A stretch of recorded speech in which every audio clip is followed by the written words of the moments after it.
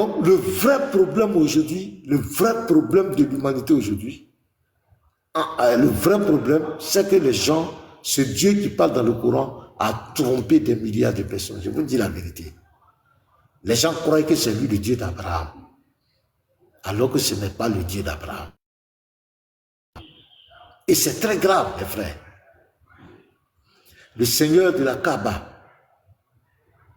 le Dieu qui demande de lapider Satan avec des cailloux, où on embrasse des cailloux, demande de faire les 7 tours autour de la Kaaba, n'est pas le Dieu d'Israël. Il n'est pas le Dieu d'Israël.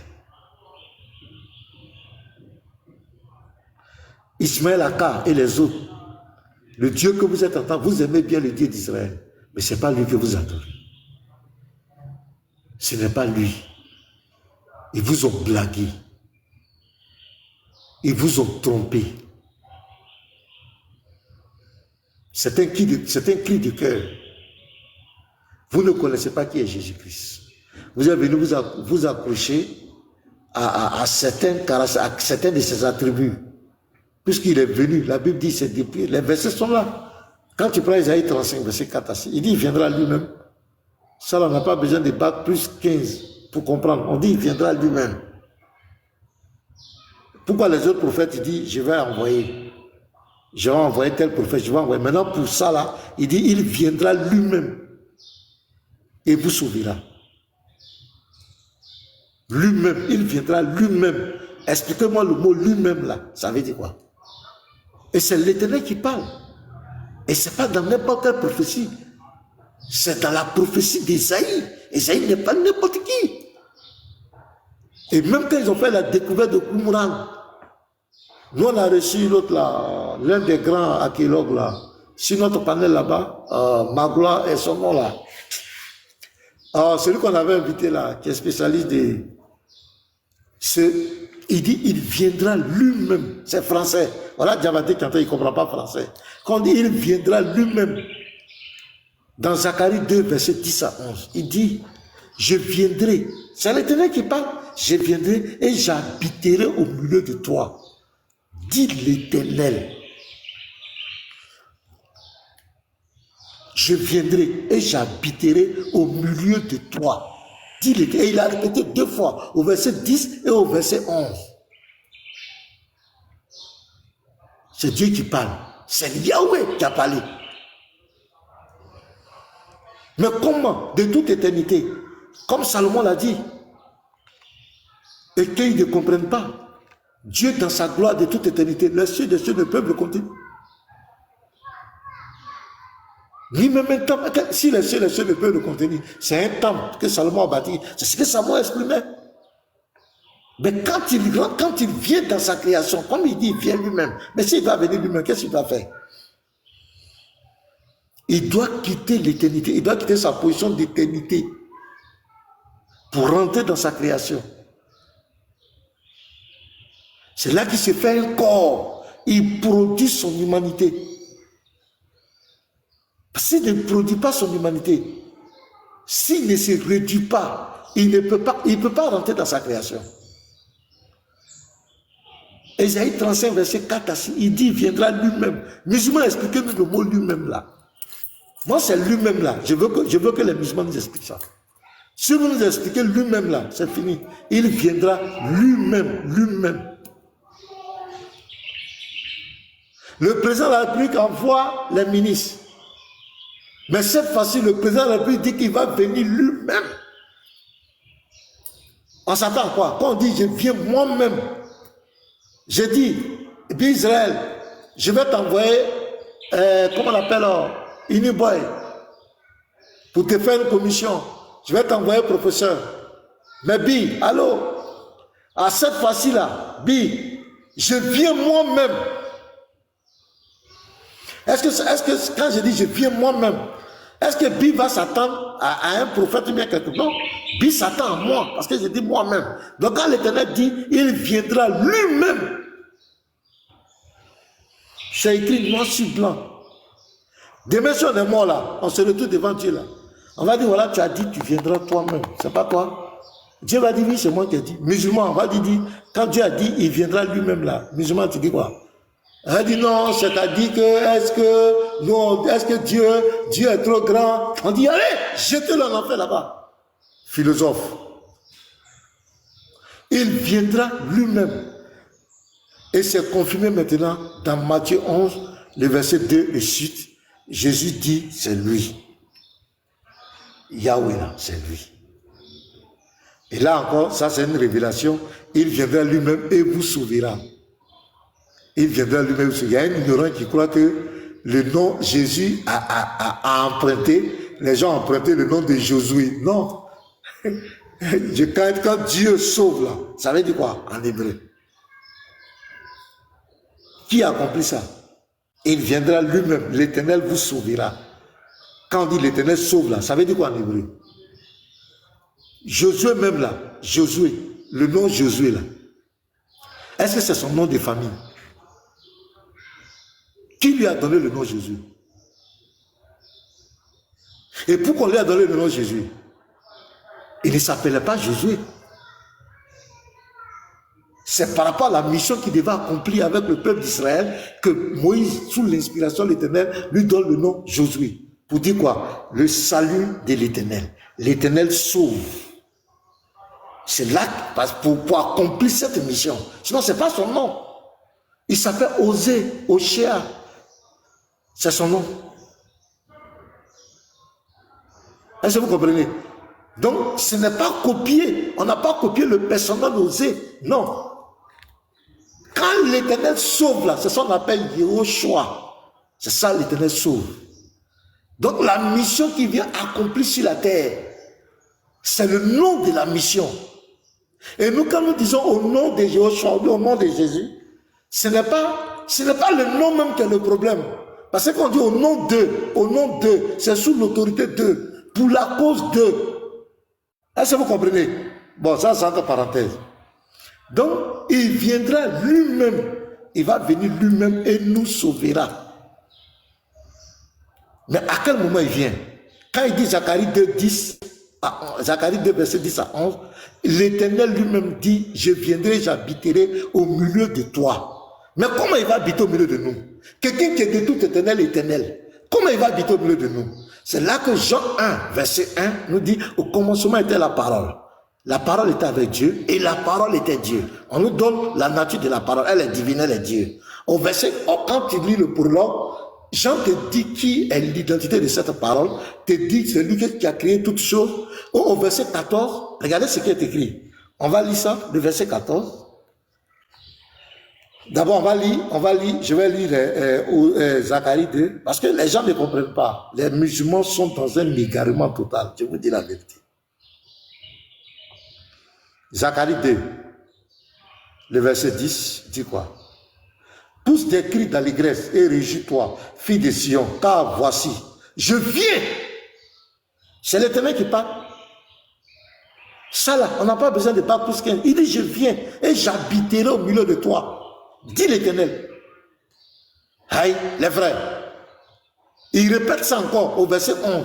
Beaucoup de nations s'attacheront à l'Éternel en ce jour-là et deviendront mon peuple. J'habiterai au milieu de toi. C'est lui qui parle. Maintenant, comment il va habiter au milieu de nous?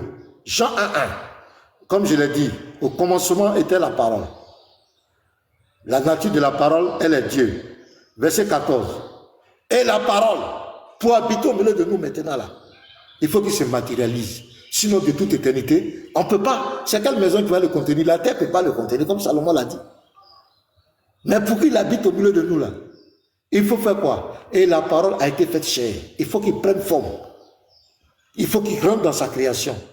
Il faut qu'il produise son humanité. Et j'habiterai, et la parole, et elle a habité parmi nous. C'est pas le mot là. Je viens et j'habiterai au milieu de toi. Mais pour habiter, il faut que la parole, il faut que le Dieu d'éternité prenne une forme physique, rentre dans sa création. Ici, et elle habita, et elle a habité parmi nous. Donc voici le défi, voici là où le problème du musulman, c'est ça qui va. Je parle de ça.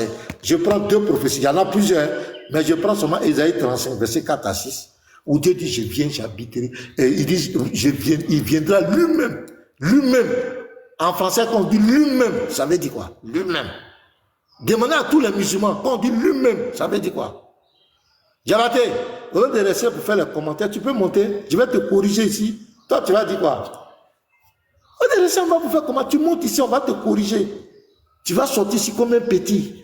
Il viendra lui-même. Et de l'autre côté, il dit, je viens, j'habiterai au milieu de toi. Il dit, je viens. C'est l'Éternel qui parle. Je viens et j'habiterai au milieu de toi. Ça là, vous ne pouvez pas effacer ça. Voilà pourquoi la différence entre vous et nous, nous ne sommes pas bêtes. Pour adorer un homme, pour aller en enfer. Non. Jésus, ce n'est pas un homme qui est devenu Dieu. Jésus, il est quitté quelque part. Il est quitté quelque part. Sa vie n'a pas commencé par Marie. C'est pourquoi vous êtes tous, vous direz tous en enfer. Vous êtes tous égarés. Vous êtes tous des ignorants. Des ignorants qui vont conduire des ignorants en enfer. Vous ne connaissez pas qui est Jésus. Jésus, ce n'est pas par Marie. Jésus a commencé. Quand on dit ça, vous êtes non. C'est quelqu'un qui a parlé. C'est Yahweh, le Dieu d'Israël qui a dit il va venir. Et quand il rentre dans sa création, il prend la posture de fils. Et le discours change parce qu'il vient jouer un rôle bien précis. Et vous les musulmans, vous mettez l'accent sur les 33 ans de vie. Regardez l'origine de Jésus. Michée 5. Ça là, vous ne pouvez pas effacer. Vous ne pourrez pas effacer. Vous pouvez être des incrédules, comme un athée. Vous allez aller avec votre athéisme en enfer, mais vous ne pourrez pas, vous ne pouvez pas nous démontrer le contraire. Vous ne pouvez pas. Maintenant, fille des troupes, rassemble tes troupes. On nous assiège avec la verge, on frappe sur la joue de le juge d'Israël. Et toi, Bethléem, Ephrata, petite entre les milliers de Judas, de toi sortira pour moi celui qui dominera sur Israël et dont l'origine remonte aux temps anciens, aux jours de l'éternité. L'origine du Christ, du Mashiach, est éternelle. Il est qui? Quand vous lisez la Bible dans Colossiens 1, verset 17, il existe avant toute chose. Il existe avant toute chose. L'origine de Jésus, c'est l'éternité. Ça là, vous ne pouvez pas gommer. Vous ne pouvez pas gommer. Philippiens 2, verset 5 et 7, on dit qu'il était Dieu. Il s'est dépouillé. Il a pris la forme de serviteur. Il est devenu semblable aux hommes. Mais quand on dit que quelqu'un devient semblable aux hommes, ça veut dire qu'il n'était pas un homme. Il était qui? Il était Dieu. Je vais lire une version ici. La version parole vivante. Cette version est extraordinaire de la Bible. Vous allez lire, on va lire ça. Parole vivante. Voilà ça ici. Parole vivante. Où est le verset là? Excusez-moi. Parole Philippiens 2. Voilà, Philippiens 2. Amen.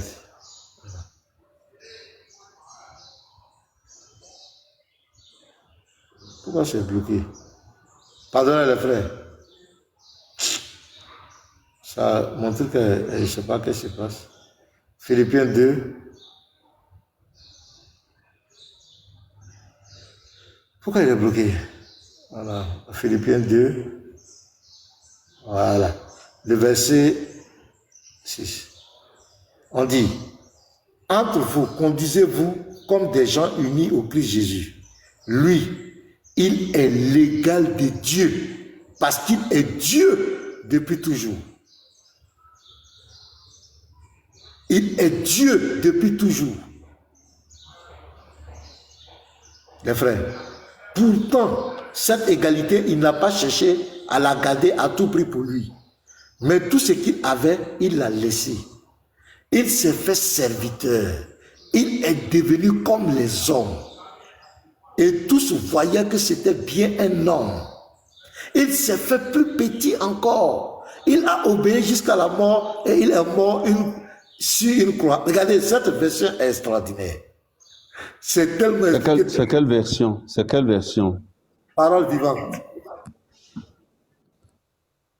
Ça dit que c'est tellement bien traduit, c'est tellement terre à terre. Quand tu lis, tu comprends clairement. C'est lui second qui met souvent ces français trucs là. C'est parole vivante. La version. Lisez, vous allez voir. Donc, mes bien-aimés, les chrétiens ne sont pas dans l'erreur. C'est l'expression de votre ignorance. Ouais, Diabaté, il est là, il fait les émots, il rit seulement. C'est l'ignorance. L'expression de son ignorance. De ses prédicateurs. Ils sont tous des ignorants. Et quand quelqu'un prend son ignorance pour de la connaissance, ça fait pitié. Les chrétiens ne sont pas ignorants. Les chrétiens savent ce qu'ils adorent. Mais le musulman, ce n'est pas ce qu'il adore. J'ai reçu un ce matin, un babadère. J'ai dit, tu adores qui? Toi, quel est le Dieu que tu adores? Diabaté, quel est le Dieu que tu adores? Donne-moi le nom de ton Dieu. Si tu es garçon, il faut monter ici. Tu vas devenir petit. Le Dieu que tu adores. Tu peux rire. Il me fait tellement rire. Donc vous voyez les frères, voici un peu où les musulmans sont égarés. Le musulman, dans sa tête, croit que le Dieu qui parle dans le Coran est le Dieu d'Israël. Et que Jésus est un simple messager qui est venu un prophète. Voilà, il dit Allah. Voilà un ignorant. Quand il dit Allah comme cela, ça vous voyez. Il dit c'est Allah qui est le nom de son Dieu. Regardez, ça fait pitié. Ça fait pitié. Ça fait pitié. Donc c'est Allah qui est le nom de ton Dieu.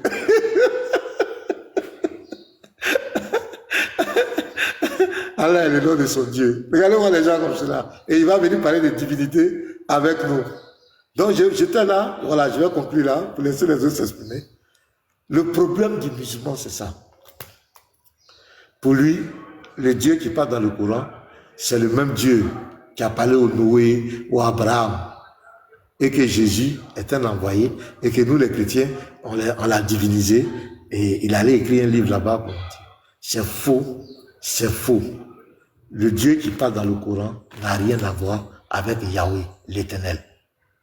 Jésus-Christ, c'est l'Éternel Yahweh qui a pris la forme de serviteur. Comme il a dit dans Ésaïe 35, verset 4 à 6, il viendra lui-même pour nous sauver. C'est là qu'il prend le nom Yehoshua, l'Éternel sauve. Il vient, c'est le nom de sa mission. Et c'est le nom que l'ange a donné à Marie. C'est le nom que l'ange a donné à Marie. Mais pour ces ignorants, ils croyaient que quand l'ange parlait à Marie, Marie avait un bic et puis elle était en train d'écrire. Ou à Joseph, elle était en train d'écrire. Non. C'est dans la narration. Marie fait le rapport aux apôtres. En faisant le rapport aux apôtres, elle prononce, c'est Yehoshua, c'est le nom. Mais les apôtres, en écrivant en grec, puisque c'est la langue du colonisé, font la transcription du nom. Est-ce que vous comprenez? C'est de là que c'est parti latin en français. Bon, on attend le débat pour clarifier toutes ces choses. Mais le nom, l'origine du nom, ça ne remonte pas à Josué, le serviteur de Moïse. Non. Ça vient de l'Éternel. Et il viendra lui-même et vous sauvera. L'Éternel sauve. Le salut de l'Éternel là. C'est ça qui vient s'accomplir en la personne de Yehoshua. Il vient accomplir cette prophétie de l'Éternel. Ça n'a rien à voir même avec ce personnage de l'autre côté de Moïse là, le prophète de Moïse. Ça n'a rien à voir avec lui. Ça vient de l'Éternel. L'action de sauver. L'Éternel sauve, le salut de l'Éternel. C'est de là que le nom sort. Ça ne vient pas de ce personnage. Donc les frères, voici un peu ce que je voulais dire. Et moi je crois que il n'y a pas un musulman sur cette terre des vivants qui peut nous prouver que, comment on l'appelle, le Dieu qui est dans le Coran, c'est le Dieu d'Israël, c'est le Dieu d'Abraham. Une fois qu'un musulman, c'est tout. Il suffit que tu as démontré là que ce n'est pas le Dieu d'Israël là. C'est fini. C'est fini. Avec des Mohamed, Coran, à la poubelle. C'est pas lui. C'est pas lui. Il n'a rien à voir. Il n'a rien à voir avec cette religion, le Dieu d'Abraham. Il n'a rien à voir. Qu'il vienne nous prouver, qu'il vienne nous dire, qu'il fasse, et moi je leur demande, qu'il fasse des émissions de live pour prouver que le Dieu d'Abraham Yahweh, le Dieu d'Israël, c'est Allah, c'est le Dieu du Coran. C'est un défi. Qui le prouve avec des preuves scripturelles, des études comparatives? Qui le prouve? Moi, j'attends ces musulmans. Ça, ce sont des sujets fondamentaux. Et nous, on est capable de prouver que Yahweh, l'Éternel, le Dieu d'Israël, c'est lui qui est Jésus-Christ. C'est lui qui a pris la forme physique humaine en Jésus-Christ. S'il y a un musulman qui est garçon, qu'il vienne nous affronter, viens nous prouver que le Seigneur de la Kaaba, c'est lui le Dieu d'Israël.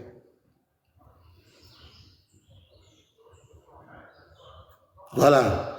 Ça, c'est le vrai débat maintenant. On va attaquer le vrai débat. Le Seigneur de la Kaaba, là. Le Seigneur de Maison Noire. Vous partez faire le tour, les 7 tours là. Prouvez-nous que c'est le Dieu d'Israël, Yahweh. Le Dieu des Juifs. On attend des arguments. Ce n'est pas bavardage. Les Écritures, ce n'est pas un jus. Donnez-nous des preuves. Voici. Voilà ce que Allah a dit ici. Voilà ce que Yahweh a dit ici. Voilà, tant ici. Voilà, on veut des études. Nous aussi, on va vous prouver. Voilà pourquoi on dit c'est Jésus. Pourquoi on dit c'est Jésus ici. Tant. On attend ça. C'est là que vous allez comprendre que vous êtes dans le faux. Vous êtes tous égarés. Vous êtes tous à l'ouest. Est-ce que Diané, même si on lui paie des milliards, Diané peut s'asseoir devant nous. Bon, je parle de moi. Je vais parler de moi d'abord. Je ne parle pas de mes frères.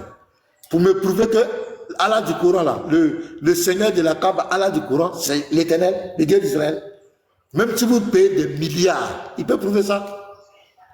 Il va dire quoi même? Lui, il va dire quoi? Que Dieu bénisse les frères. Donc je voulais attirer l'attention des uns et des autres. Et surtout Ismaël Aka, il est très sincère. Ismaël Aka, lui, il est sincère. Il croit qu'il est en train d'adorer le véritable Dieu. Oh, mon pauvre, ils t'ont blagué, petit. Ismaël Aka, ils t'ont blagué. Tu n'es pas en train d'adorer le véritable Dieu.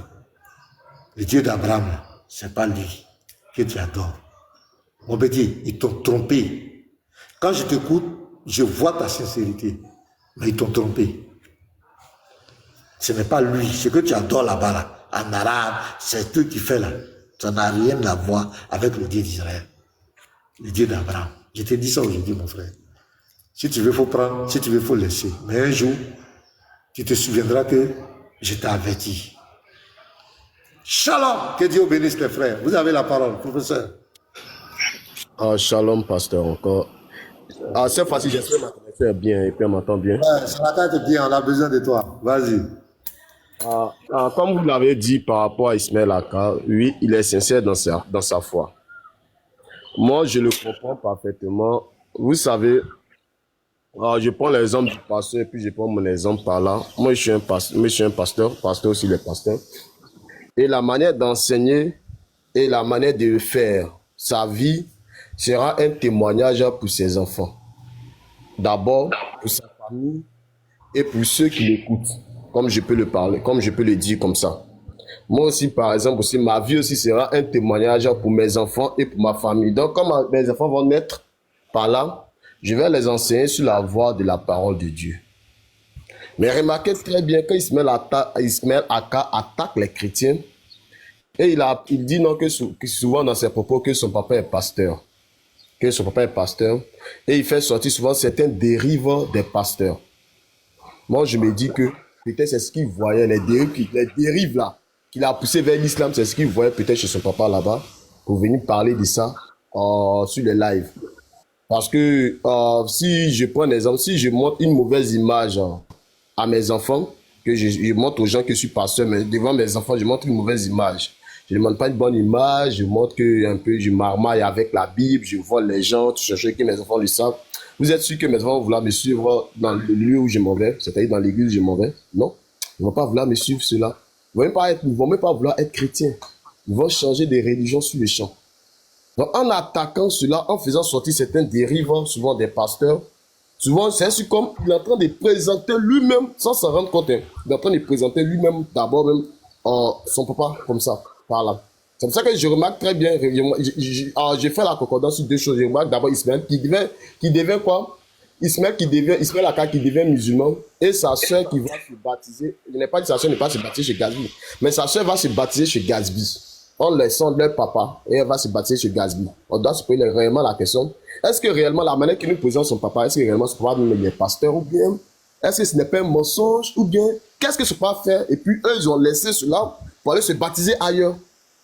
Pour aller se baptiser ailleurs. Pour aller soit un devient musulman, l'autre devient chose. L'autre va se baptiser chez Gatsby. On doit se poser la question quoi. Je ne suis pas en train de dire Gatsby est vraiment bien faux. Non, je n'ai pas dit qu'on peut pas aller se baptiser chez Gatsby. Même moi, imaginez que tu as une église, tu es pasteur d'une communauté et que tes enfants te laissent. Tes enfants te laissent et ils vont ailleurs. C'est-à-dire Gatsby condamne souvent certaines dérives de certains prédicateurs, de certains pasteurs. C'est-à-dire il condamne certaines faussetés de certains pasteurs. Dans le cas, moi, je me mets dedans. Tout le monde se met dedans. Nous savons que dans la Bible, on nous parle des faux prophètes, des faux pasteurs, des faux apôtres qui vont venir. Donc Gatsby lui condamne cela. Ismaël Aka condamne pas des faux pasteurs, mais il condamne tous les pasteurs à la fois et les dérives. Pour la plupart. Mais on voit que les deux enfants quittent leur père et vont se bâtir dans une autre religion. D'autres vont chez Gatsby. On doit se poser la question, mais maintenant, qu'est-ce que leur papa enseigne? Réellement, c'est quoi l'enseignement? C'est quel enseignement il donne par rapport à la Bible? Qu'est-ce qu'ils ont vu chez lui dans le but de sortir là-bas de sa communauté et pour aller ailleurs? C'est la question que tout le monde doit se poser. Parce que moi qui suis là, par exemple, si moi je m'assois avec ma fille, même la maman de ma fille, il n'y a pas un pasteur qui peut aller la marmailler. Quand même qu'elle était une ancienne musulmane, il n'y a pas un faux pasteur qui peut aller la marmailler. Il n'y a même pas un musulman qui peut la marmailler à cause de ce qu'il a mis dans sa tête. À cause de ce que j'ai donné par rapport aux Écritures. Elle est là, il n'y a pas quelqu'un qui peut la marmailler. Même mes frères avec qui je suis là, il n'y a pas une personne qui peut les marmailler. Même s'ils ne sont pas de la même communauté, mais quand ils sont dans les Écritures, parce que ma soeur avec eux, je les enseigne, je leur donne les choses de la parole. Mais il n'y a pas une religion qui peut venir les marmailler par rapport à la divinité de Jésus-Christ, par rapport à certaines choses, à certaines dérives, et ainsi de suite. C'est la question que nous devons nous poser. C'est ça que moi, c'est le fond que je regarde. C'est vrai que souvent, quand ça se plus les rats en live, ça me fait rire. Ça me fait rire.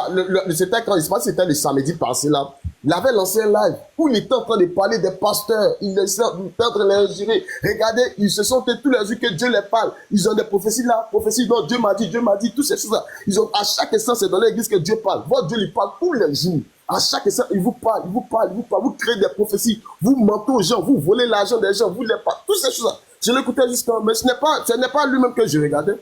Je me disais peut-être que la dernière qu'il est en train de présenter, c'est ce qu'il voyait lorsqu'il était en famille, avant de devenir musulman. C'est ce que moi je me dis. C'est une personne qui naît d'une famille chrétienne, une personne dont le papa enseigne selon la voie de Dieu, une personne dont il n'est pas dit que la personne ne peut pas aller, ne peut pas s'écarter, un temps soit peu. Ça peut arriver. Mais jusqu'à 2 enfants, non, on doit se poser la question. C'est la question comme ça qu'on peut se poser. Donc c'est d'abord ça que je souligne d'abord là, en première chose. En second lieu, par rapport à la dignité, par rapport aux musulmans, je prends maintenant les musulmans de façon générale. Les musulmans, lorsqu'ils prennent la Bible comme ça, ils ont dans leur cœur, une crainte pour ce livre-là. Mais comme leur courant les pousse à nier ce livre, ils vont nier ce livre. Mais quand on regarde la Bible dans sa structure, de la Genèse à l'Apocalypse, on se pose la question réellement de savoir est-ce que ce livre c'est un faux livre? Parce que ça donne l'origine de toutes choses. Dans le Coran, c'était sur ces choses-là. Le Coran n'est pas un livre qui est bien structuré. C'est un livre qui est ambigu. C'est comme une personne, comme j'ai l'habitude de dire, une personne qui fait des rêves. Tantôt il se trouve en France, il se trouve en Côte d'Ivoire, tantôt il est en train de manger, après il est en train de jouer ballon, on ne sait plus où il se trouve. C'est-à-dire que tout est mélangé dans le Coran. Mais qui prennent la Bible, qui veulent parler de l'origine d'Ismaël, ils vont venir dans la Bible. Qui veut parler de l'origine, bien de l'origine de Jésus-Christ, ils vont venir dans la Bible. Qui veut te parler de l'origine d'Abraham, c'est qu'Abraham a fait, ils vont venir dans la Bible. Qui veut te parler de l'histoire des enfants d'Israël, de Moïse, ils vont venir dans la Bible. Mais attendez, un livre qui est faux, un livre qui n'a pas été donné à un prophète, mais quand vous voulez parler de toutes ces origines, vous nous ramenez toujours à la Bible. On doit se poser la question de savoir, est-ce que réellement ce livre est faux? Est-ce que réellement ce livre est faux? C'est la question qu'on se pose, parce que vous nous ramenez, quand on va vous demander Abraham, comment il est sorti, à quel moment, comment Ismaël est né, qu'est-ce qui s'est passé, tout ce choix. La plupart, en ce qui concerne l'alliance, vous allez venir dans la Bible. Quand vous nous parlez de l'alliance, quand vous parlez de certaines choses, quand vous nous parlez de la bénédiction, quand vous nous parlez des choses, quand vous parlez de Kedar, toutes ces choses, Kedar c'est écrit où ça? C'est pas dans le Coran, c'est dans la Bible, vous revenez toujours à ça. Vous allez renier ce livre, mais la finalité de la chose, c'est comme les scientifiques, vous allez toujours revenir à cette écriture-là. La Bible, elle est comme ça, elle est tranquille. vous allez régner, mais arrivé à un certain moment, la finalité, vous allez revenir toujours à cette écriture-là. C'est vrai, quand vous posez des questions, vous êtes obligé de laisser votre livre pour revenir à la Bible. Parce que votre livre d'abord, quand on prend le Coran d'abord, il est incomplet. C'est pour ça que vos savants sont obligés de faire quoi? D'autres livres à côté. Dans le but de venir compléter, ils vont faire des 10 000 livres pour venir compléter le Coran. Étant donné que la Bible n'avait pas besoin de 10 000 livres. La Bible, c'est un seul livre. Mais regardez très bien combien de personnes commencent là. Combien de personnes commencent là. Mais pour vous êtes obligé de faire 10 000 livres. D'autres vont être des sunnites, d'autres vont pas être des sunnites, d'autres vont croire, d'autres pas. Vous savez, vous êtes déjà ambigu entre vous-même. Et maintenant, ce qui concerne cette divinité, maintenant, c'est Dieu là. Je dis maintenant, c'est Dieu. Le Dieu des Hébreux. On a peur de Dieu. Bill a commencé à faire. Est-ce réellement Allah? Dis, on ne t'entend plus, hein?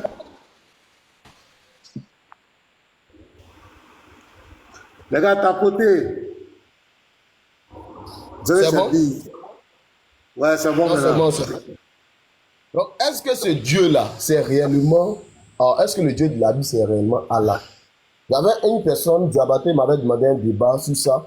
La divinité de Jésus-Christ, c'est la divinité d'Allah. Qui est Dieu? Et dit, non, moi, je ne peux pas faire ce genre de débat bête. C'est quand on doit faire débat sur ça. Je démontrer entre Allah et Jésus-Christ. Est-ce que c'est... Oui, ça va pas. Quelqu'un d'autre peut prendre la parole, hein? Voilà. Il y a un bug quelque part. Voilà. Quelqu'un d'autre peut prendre la parole, les frères. Président Tchala, président n'a pas encore parlé, Prince, Papa Simon. Voilà, vous êtes là où vous la parole. Shalom les bien-aimés, que Dieu vous bénisse. Amen. Vous savez que les frères musulmans, ils sont dans l'erreur, ils sont égarés, parce que l'adoration que les musulmans doivent à Mohammed est au sérieux plus que Allah. Un musulman est prêt à prononcer le nom de son Dieu en vain, mais au contraire, il cherche à bénir le prophète. Et lorsqu'on voit dans ce contexte, ils prennent très au sérieux le prophète Mohammed et le Dieu qui a parlé dans le Coran et le message qui s'est passé dans le Coran, c'est dangereux. Parce que si le Coran n'est pas traduit en français, c'est vraiment grave. Mais on va remercier Dieu parce que Dieu a mis à notre disposition les gens qui sont arrivés à traduire le message qui est donné là-bas dans le Coran en arabe. Et pour cela, Allah doit revoir. Allah doit corriger ce qui est dans le Coran. Parce que le message qui est donné là-bas fait à ce que les hostilités et le danger règnent maintenant parmi les individus. Et c'est pas bien. Vous savez, les musulmans adorent la bête qui est Djibril, qui est décrit dans l'Apocalypse. Ils adorent le faux Dieu, qui est le dragon, le serpent ancien, qui a été décrit dans l'Apocalypse 12:9. Et ils adorent le faux prophète, le pédophile, le violeur, selon la morale et la personnalité de l'homme.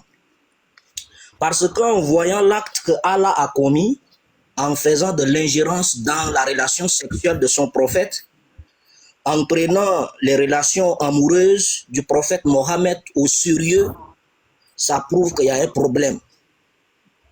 Parce que c'est seuls les terroristes qui peuvent avoir ces mentalités en donnant un rêve pour épouser un bébé. Un Dieu qui donne un bébé en rêve à un prophète, ça c'est dangereux. Et c'est contre la moralité de l'homme. Si vraiment le prophète est un modèle à suivre, les musulmans doivent vraiment évaluer leur religion parce que ça fait régner maintenant un climat de tension et ça met maintenant la vie des bébés en danger. Parce qu'un enfant de 6 ans, c'est pas une femme. Un enfant de 6 ans, c'est un enfant. C'est un bébé. Mais du moment où on voit le prophète aller sexuellement avec cette dernière, ça prouve que sur le plan de la moralité et de la personnalité humaine, le prophète a échoué.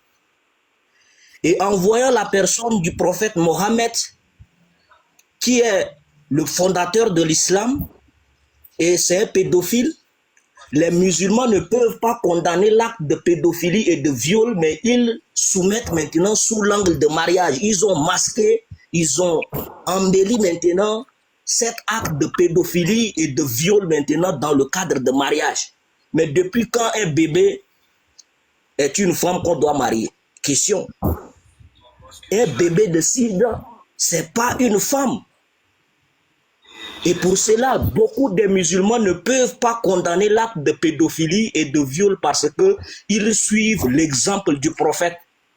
Parce que le fondateur de l'islam, c'est un pédophile et c'est un violeur. Yeshua a dit, le Seigneur Jésus-Christ a dit dans Matthieu 18, 1 à 4 qu'on ne doit pas maintenant priver les enfants de leur droit de liberté et d'innocence. Le royaume de cieux est semblable à celui d'un enfant. Mais du moment où on voit un vieux de 50 d'années aller sexuellement avec un enfant de 6 ans, un bébé, vraiment, ça prouve que le prophète Mohammed a pris maintenant l'innocence d'Aïcha. Il a pris la liberté de cette dernière en otage. Et la plupart des érudits musulmans, des savants musulmans tels que Al-Tabari, Ibn Kathir, Ibn Abbas confirment que Aïcha a eu ses premières relations sexuelles lorsqu'elle n'avait pas encore les menstruations. Et c'est vraiment grave. Mon frère, ils t'ont signalé, hein? Ils t'ont signalé. Il faut veiller sur les propos là. Veillons sur les propos là. Maintenant là, les gens sont aux aguets, ils t'ont signalé. Violer, violer les mots. Ah, je peux dire un mot? Ouais, allez-y, mais les mots là. Veillons sur ça.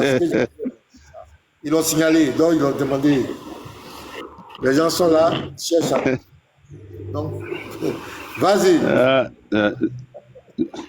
Vous savez, ils vont nous signaler même quand les propos sont neutres. Voilà, il y a un frère qui est monté là. Ne le donne pas. Ne le donne pas. Le micro ne parle pas bien. Si ça va. Ah, ok.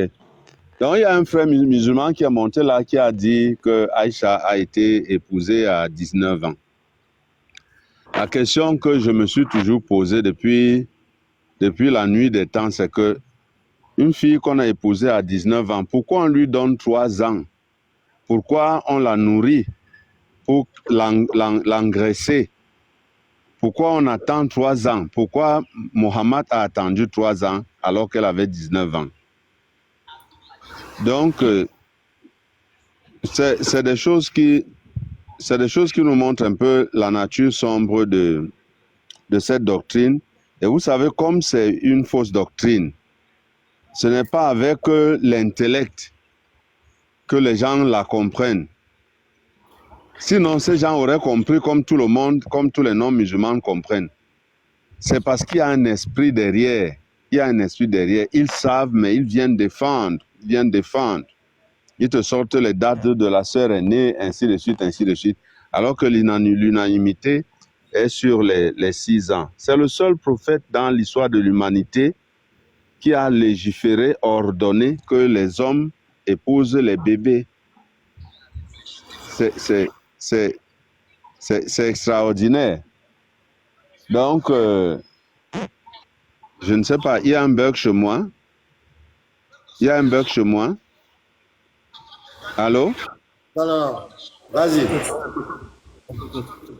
Non, je crois que je vais fermer le micro parce qu'il y a un bruit. Moi, j'entends un bruit là qui est mauvais pour mes... Voilà, il y a un bruit là. Je ferme un peu mon micro. Attends. Peut-être, attends, j'ai fermé mon micro pour moi. Attends.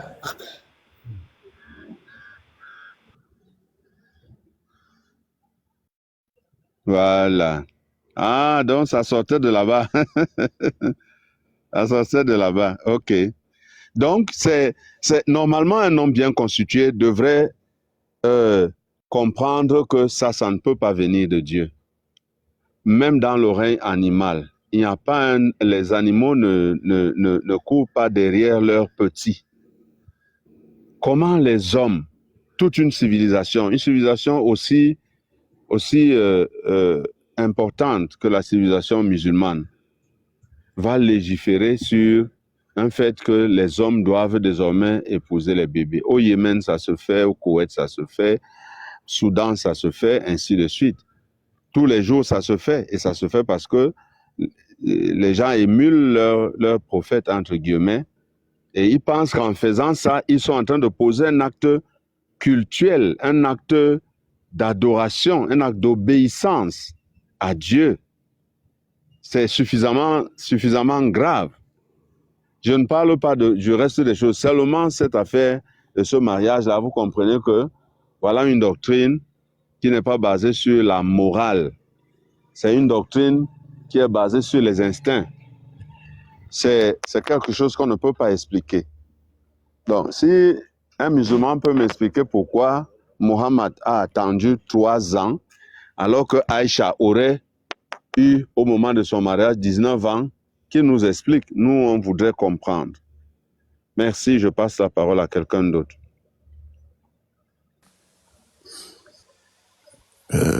Shalom à tous les frères, que la paix du Seigneur soit avec vous.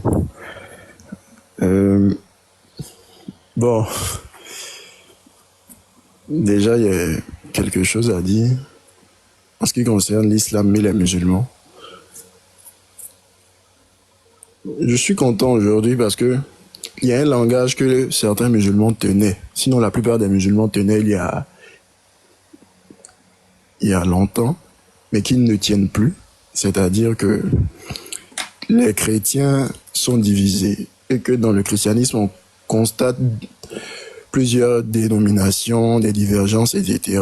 ne sont pas unifiés parce que Dieu n'y est pas. Mais aujourd'hui, ils ne tiennent plus ce langage-là, si vous remarquez, parce que déjà, ils constatent que même chez eux, il y a des divisions. Tout dernièrement, par exemple, il y a un de leurs panélistes qu'on appelle Haroun qui était en train de faire un débat avec un musulman de chez eux. Il y a un nouveau courant qu'on appelle les innovateurs. Et il y a même d'autres personnes même qui disent carrément que l'islam, logiquement, ne devrait pas utiliser les hadiths, etc. Que seul le Coran suffit. Donc maintenant, il y a ce langage-là qui n'arrive plus à tenir. Il critiquait quelque chose avant, le fait que parmi nous, les chrétiens, il y ait divergence d'idéologie, divergence d'idéologie. Mais aujourd'hui, ils se rendent compte que même que cette chose les rattrape. Et moi, ça me fait rire, en fait. Parce que si ils nous taxaient de faux sur cette base-là, eux-mêmes sont en train de dire aujourd'hui qu'ils sont faux aussi. Parce que finalement, il y a des divisions qui s'installent. Il y a les Ismaélites, par exemple, qui, eux, disent que pour être imam, il faut forcément être descendant d'Ismaël. Et il y a plein d'autres choses, les deux courants principaux qu'on connaît déjà, que presque tout le monde connaît déjà, les sunnites et les chiites, etc. Je ne vais pas m'attarder là-dessus. Il y a le livre de Jean 16, le verset 2, qui dit quelque chose pour moi qui est assez intéressant. Il est écrit que l'heure viendra même où ceux qui nous persécuteront, nous les chrétiens, nous les disciples, croiront rendre un service à Dieu. Et on le constate dans certains pays musulmans, où la plupart des chrétiens sont traqués. Alors que dans aucun pays chrétien, en tout cas en ma connaissance, à moins qu'on me présente une preuve ici, il y a eu un musulman, un bouddhiste qui a été traqué jusqu'à la mort. Ça n'existe pas. C'est seulement que les disciples du Seigneur Jésus-Christ qui sont traqués. Et moi, quand je constate ce genre de choses-là, c'est vrai que c'est pénible, mais moi, ça me réjouit parce que je vois que la Bible n'est en aucun cas un livre de fausseté. Mais bien au contraire, la Bible est un livre précis et concis qui dit la vérité et annonce effectivement les événements à venir. Pour parler de l'islam, je ne vais pas perdre le temps rapidement parce que le pasteur était déjà en train de dispenser un enseignement en ce qui concerne la divinité du Seigneur Jésus-Christ. Effectivement, le Dieu de l'islam et le Dieu de la Bible ne sont pas pareils. Ce ne sont pas les mêmes personnages. Et le Seigneur Jésus-Christ est effectivement le Dieu Tout-Puissant. Il y a plein de textes qui le mentionnent, il y a plein de textes qui soutiennent ça. Moi, il y a un texte en particulier qui me plaît. C'est le texte de Jean 5, à partir du verset 22, qui dit quelque chose qui est assez intéressant.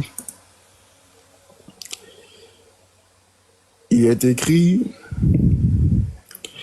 que le Père ne juge personne, mais il a remis tout jugement entre les mains du Fils. Au verset 23, il est écrit « Afin que tous honorent le Fils comme ils honorent le Père. » Ce verset attire mon attention parce que là-dessus, il est dit qu'on doit honorer le Fils de la même manière qu'on honore le Père, en fait. Et la question qui me vient en tête, c'est quoi honorer le Père? Parce que Dieu dit ici, le Seigneur Jésus-Christ dit ici, que de la même manière qu'on honore le Père, c'est cette même manière-là qu'on va honorer le Fils. La même manière que le Père est honoré, c'est cette même manière-là que le Fils aussi sera honoré. La question que moi je me pose, c'est comment on honore le Père? Et quand moi je fouille dans les Écritures, je me rends compte que on honore le Père par les présents, par la dîme, les offrandes, par l'adoration, par la louange, par le respect de sa parole, effectivement. Or, lorsqu'il est écrit ici que de la même manière qu'on honore le Père, c'est de cette même manière qu'on va honorer le Fils, ça veut dire que tout ce qui renvoie au fait d'honorer Dieu, tout ce qui est pratiqué par les hommes dans le cadre de l'honneur de Dieu, c'est cette même chose-là aussi qui sera pratiquée. Et ce sont ces mêmes choses-là qui seront appliquées dans le cadre du Fils aussi. Donc si pour honorer le Père, on adore le Père, on paye des dîmes et des offrandes au Père, on doit veiller et respecter la parole du Père, c'est qu'on doit aussi adorer le Fils, louer le Fils, payer la dîme et aussi respecter la parole du Fils. À moins que quelqu'un me montre le contraire. Alors, ce verset-là, pour moi, lorsque je médite là-dessus, c'est assez intéressant. Et il y a bien d'autres choses, notamment le texte de Hébreux. Hébreux 1. C'est un texte que presque tous les frères connaissent ici, où Dieu est en train de parler du Fils. Hébreux 1 à partir du verset 8, je vais lire ça rapidement, parce que parfois les frères, on peut lire des passages qui sont sous nos yeux, mais juste si on s'attarde sur un seul passage, on peut se rendre compte qu'on peut passer une journée sur un seul chapitre. Parce que la Bible est un livre assez profond, en fait. Mais il faut que je pense que l'esprit soit bien disposé pour pouvoir cerner certaines choses. Donc je vais lire Hébreux 1 à partir du verset 8. Il est écrit, mais il a dit au Fils. Donc ici, il est question de l'Éternel qui est en train de parler au Fils. Bien. Il a dit au Fils, ton trône, ô Dieu, est éternel. Le sceptre de ton règne est un sceptre d'équité. Tu as aimé la justice et tu as haï l'iniquité. C'est pourquoi, ô Dieu, ton Dieu t'a oint d'une huile de joie au-dessus de tes égaux. Mais là n'est pas ce qui m'intéresse le plus. C'est le verset 10 que moi je trouve assez intéressant. Et encore, donc Dieu dit encore au Fils, toi, Seigneur, tu as au commencement fondé le ciel et la terre. Tu as au commencement fondé la terre. Et les cieux sont l'ouvrage de ta main. Moi, je trouve ça assez bizarre parce que ici, si l'Éternel est une personne distincte du Fils et que l'Éternel ici est en train de parler au Fils en lui disant, toi, Dieu, tu as fondé le ciel et la terre, je me pose la question de savoir combien de créateurs il y a finalement. Et quand je rentre dans le livre d'Ésaïe, il est écrit que l'Éternel seul est le créateur. Mais pourtant, cet Éternel-là qui est seul et qui est le créateur, dit à une autre personne qui est censée être distincte de lui, toi, Seigneur, tu as fondé les cieux et la terre. Certains diront ici que la Bible se contredit, par manque de connaissance, par ignorance. Mais ici, la Bible est tout simplement en train de révéler en réalité que l'Éternel, le Dieu de la Bible, c'est le même qui est le Fils du Dieu Tout-Puissant. La Bible nous dit, et c'est sur ça que je vais chuter, je vais poser une question rapidement aux musulmans qui vont s'apprêter à monter. La Bible nous dit que la parole, toutes choses ont été faites par la parole. Et rien de tout ce qui a été fait n'a été fait sans la parole. Moi, la question que je pose aux musulmans, et c'est une question à laquelle moi je dis qu'ils ne vont pas répondre, ils ne pourront pas y répondre. Voici la question, c'est de savoir, si toutes choses ont été faites par la parole, Et rien de ce qui a été fait n'a été fait sans la parole. Moi, je voulais savoir si la parole est créateur ou si la parole est création. Et si la parole, vous dites que seul Dieu est créateur et que la parole est une création, moi j'aimerais savoir avec quoi est-ce qu'ils ont fait la parole. Parce que si vous dites que la parole est une création, vous allez répondre à la question de savoir avec quoi est-ce que la parole a été faite. Or, la Bible nous dit que toutes choses ont été faites par la parole. Donc la parole a été aussi faite avec la parole. Donc la parole s'est faite elle-même. Donc la parole est Dieu automatiquement. Mais si vous dites que la parole aussi est créateur, seul Dieu est créateur. Alors vous êtes en train de dire aussi que la parole est Dieu aussi. Tout simplement. Donc dans tous les cas, vous n'aurez pas d'issue, vous n'aurez pas de choix, d'autre choix que de reconnaître qu'effectivement la parole, c'est l'Éternel lui-même, le Créateur, comme le mentionnent les Écritures. Je vais chuter là pour donner la parole aussi aux autres frères. Quand la parole reviendra après, on verra. Shalom.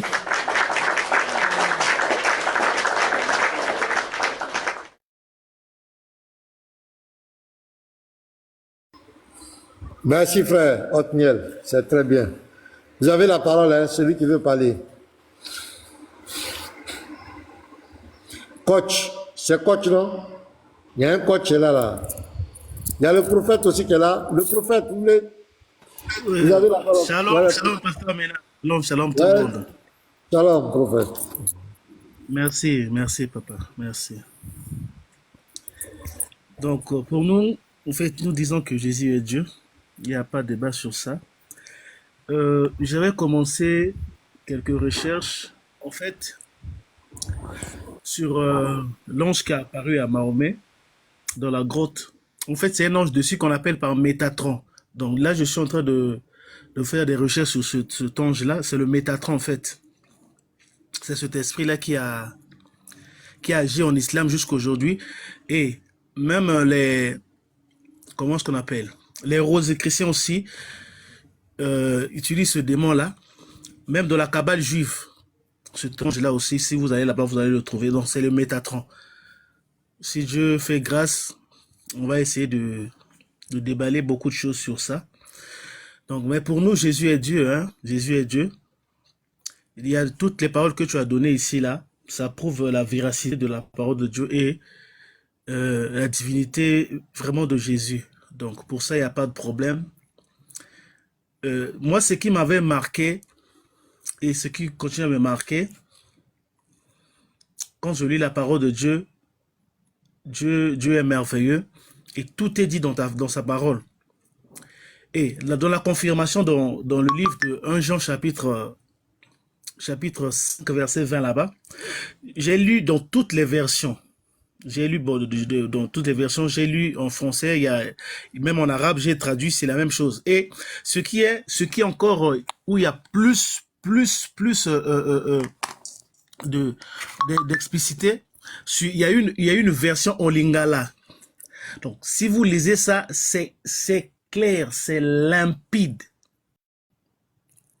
qui prouve que c'est Jésus lui-même qui est Dieu.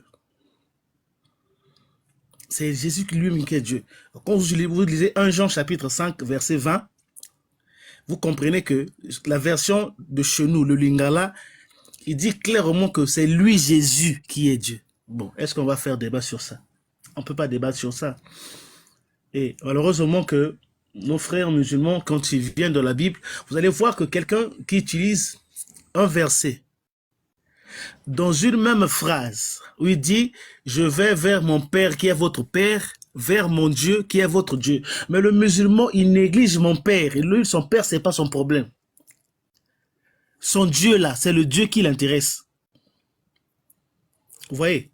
Lui, c'est le Dieu qui l'intéresse. Mais quand Jésus dit « Je vais vers mon Père », c'est pas le problème du musulman en fait. Donc c'est là où Jésus dit « Mon Dieu là », c'est là où le musulman s'accroche. Donc, dans une même phrase, il fait le tri des mots.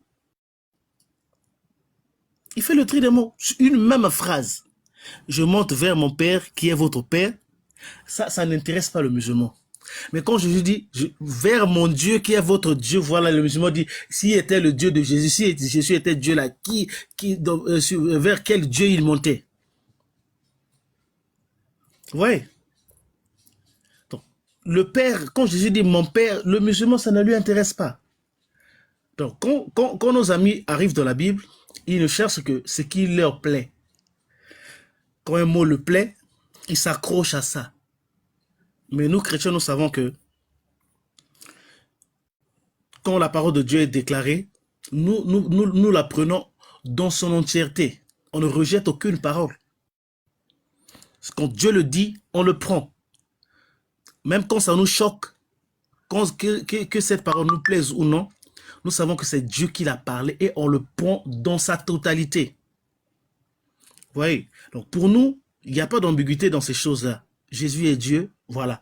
Et tout ce que nous voulons aujourd'hui, là, nous demandons à nos frères musulmans, c'est de venir nous expliquer qui est leur Dieu. Tu as posé, moi j'étais là depuis le matin, j'étais là quand tu as posé la question à un musulman sur l'identité de son Dieu. Il n'a pas pu répondre sur l'identité de son Dieu.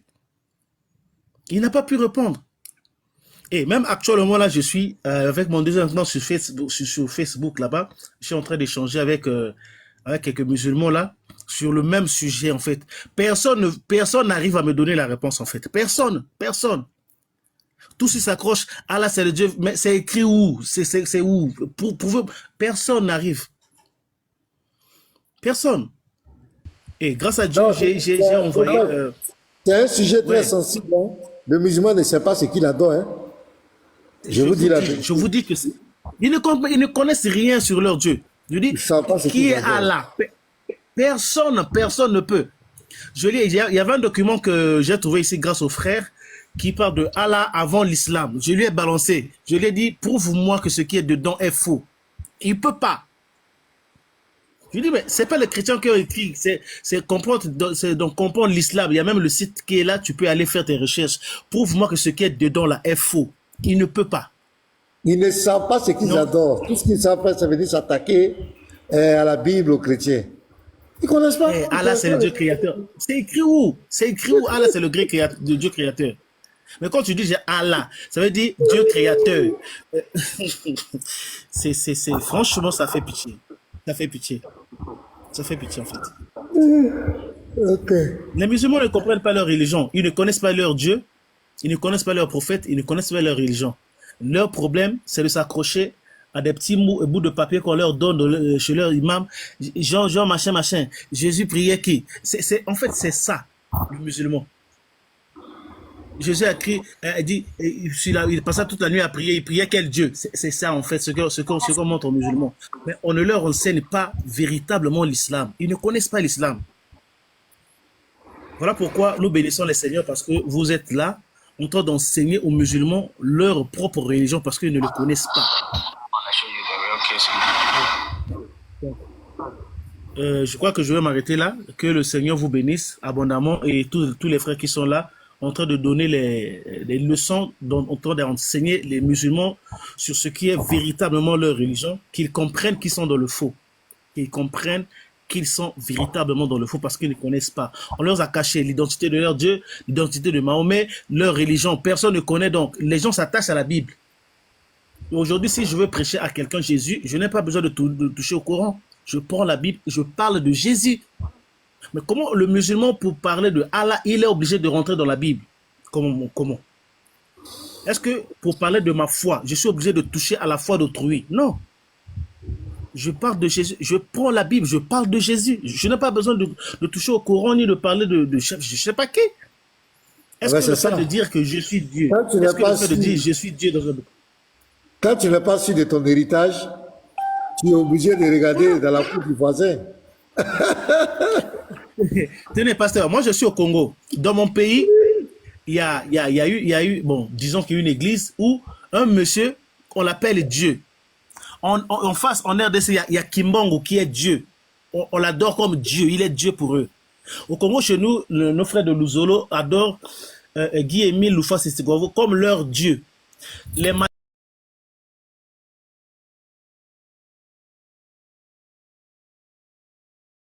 Mais pourquoi quand nous disons que Jésus est Dieu, ça fait mal, ça fait mal? Parce qu'il est Dieu. Ah! On le combat. Si c'était pas Dieu, ça...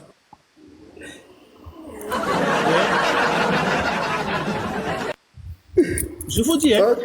Merci, il faut prophète. dire Jésus est Dieu. Ça fait mal. Jésus est Dieu, ça fait mal. Kimbango est Ça Dieu, fait ça très fait mal, ça mal. ne dérange personne. Guy-Émile, le monsieur est mort. En 2008, on avait même assisté à son procès où les enfants ont demandé à reprendre les os de leur papa parce qu'on avait enterré le monsieur pour cacher que le monsieur est toujours vivant alors que le monsieur était déjà décédé à longtemps. Il est mort. Mais ces adeptes jusqu'aujourd'hui croient que ce monsieur-là est Dieu. Ils ont leur jardin d'Éden. Le paradis, c'est quelque part au Congo là. C'est à quelques kilomètres de là où je suis. Mais est-ce que c'est que je n'ai pas de problème avec eux? Mais si je déclare aujourd'hui que Jésus est Dieu, le musulman, ça commence à le démanger. Ça veut dire qu'il y a un vie sur roche. Il y a un problème. Oui, mais c'est ça. Il y a un problème. L'esprit qui est dans le Coran, il est venu pour combattre tout ce qui est du Mashiach, du Christ. Voilà le vrai problème de fond. L'autre fois, j'ai suivi les musulmans dire oh, le nom Jésus n'est pas le nom, mais franchement, c'est le nom de Josué. J'ai commencé à rire seul. Je dis, mais vous ne comprenez rien. Est-ce que Josué était d'abord Jésus? Avant qu'il ait le nom de Josué là, il était qui d'abord? Essayez au moins de lire les musulmans. Essayez de lire. Il dit, Josué, on a copié. Il sait où le mot Josué est quitté. C'est des plaisantins.